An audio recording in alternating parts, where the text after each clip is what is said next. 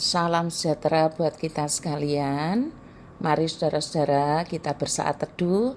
Hari ini Sabtu 27 April 2024. Kita mau belajar dari Roma 8 ayat 24. Firman Tuhan berkata demikian. Sebab kita diselamatkan dalam pengharapan. Tetapi pengharapan yang dilihat bukan pengharapan lagi. Sebab bagaimana orang masih mengharapkan apa yang dilihatnya? Terjemahan lainnya, kita telah diselamatkan dan kita mempunyai pengharapan itu. Jika kita dapat melihat yang kita tunggu-tunggu, itu bukan lagi pengharapan yang sebenarnya. Orang tidak lagi mengharapkan sesuatu yang telah dimilikinya.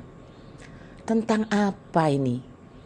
Saudara-saudara, saya mengajak kita berselancar dan menelusuri jejak ayat ini, supaya kita tidak kehilangan maksud Allah yang murni. Maksud saya begini, ketika kita membaca Alkitab, perhatikanlah kalimat-kalimat firman itu dengan lengkap. Seperti di ayat 24 ini dimulai dari kata sebab, yang artinya kalimat itu berhubungan dengan ayat di atasnya, yaitu ayat 23. Lalu ayat 23 dimulai dengan kata dan, yang artinya ada sambungan dengan ayat di atasnya juga, yaitu ayat 22. Ayat 22 dimulai dengan kata sebab, ayat 21 dimulai dengan kata tetapi, ayat 20 dimulai dengan kata karena, dan ayat 18 sampai 19 dimulai dengan kata sebab lagi, ayat 17 dimulai dengan kata dan. Artinya kalimat-kalimat ini sambung menyambung satu dengan yang lainnya menjadi satu kalimat utuh dengan ayat 16. Barulah ayat 16 dituliskan begini, Roh itu bersaksi bersama-sama dengan roh kita bahwa kita adalah anak-anak Allah. Artinya, roh Allah bersama-sama dengan roh kita menyatakan bahwa kita adalah anak-anak Allah.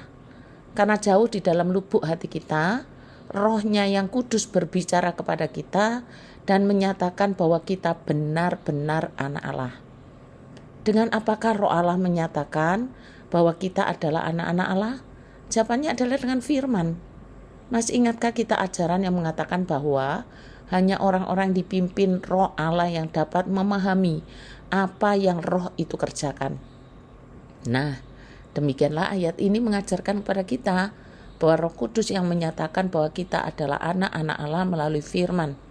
Dan kita percaya kepada apa yang dinyatakan oleh firman yang sudah dituliskan dalam Alkitab.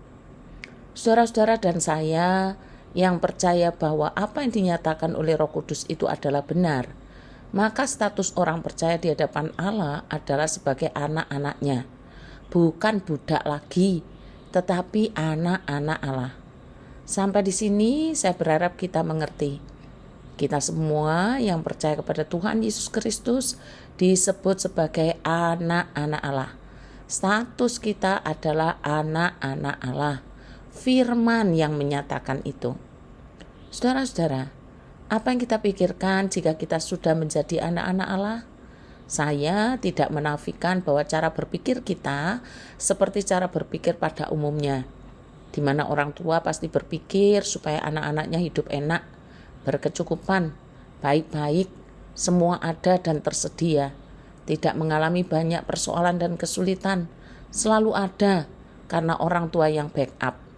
Itu cara berpikir orang tua di dunia ini, yang akhirnya menghasilkan anak-anak yang manja, yang tidak dapat menghargai hidupnya, dan juga tidak bisa menghargai hidup orang lain dengan sebenar-benarnya.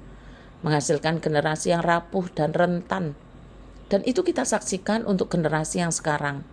Kurang mempunyai daya juang dan mudah mengeluh. Pandangan hidupnya sempit, berputar-putar pada dirinya sendiri dan kesenangannya sendiri, dan kurang peduli pada orang lain. Sekarang mari kita arahkan pandangan kita kepada cara Allah mendidik kita. Kita yang disebut anak-anak Allah. Lagi ya, kita disebut sebagai anak-anak Allah. Malah dituliskan begini di ayat 18. Sebab aku yakin bahwa penderitaan zaman sekarang ini tidak dapat dibandingkan dengan kemuliaan yang akan dinyatakan kepada kita. Artinya, Bapa kita adalah Bapa yang maha baik. Kebaikan Bapa dinyatakan dengan memberi pengalaman-pengalaman yang mendidik kita makin memperjelas status kita sebagai anak-anaknya, yaitu dengan mengalami penderitaan, kesusahan, kesukaran. Penderitaan itu diungkapkan dengan istilah yang populer, yaitu sakit bersalin.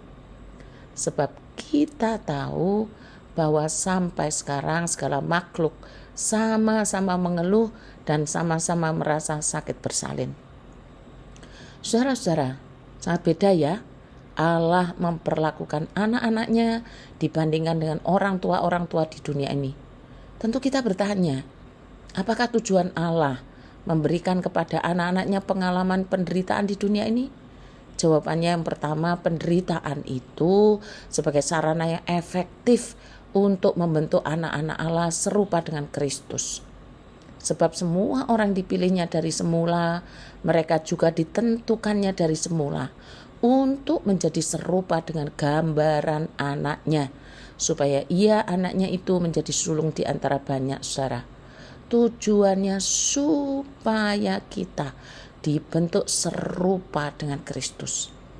Yang kedua, karena ada pengharapan kekal. Sebab kita diselamatkan dalam pengharapan. Tetapi pengharapan yang dilihat bukan pengharapan lagi. Sebab bagaimana orang masih mengharapkan apa yang dilihatnya. Tetapi jika kita mengharapkan apa yang tidak kita lihat, kita menantikannya dengan tekun. Saudara-saudara, Tuhan Allah mau supaya kita bertekun dalam pengharapan kekal. Sebab status kita sudah jelas, yaitu sebagai anak-anak Allah.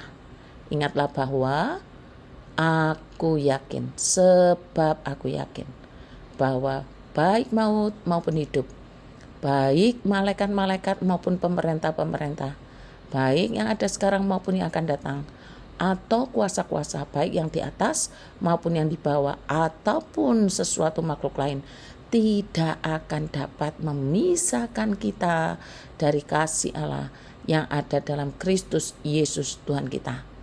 Mari bangkit dan semangat lagi dalam Kristus. Jangan mudah menyerah dan putus asa. Tuhan tidak pernah meninggalkan kita. Tuhan Yesus memberkati kita sekalian.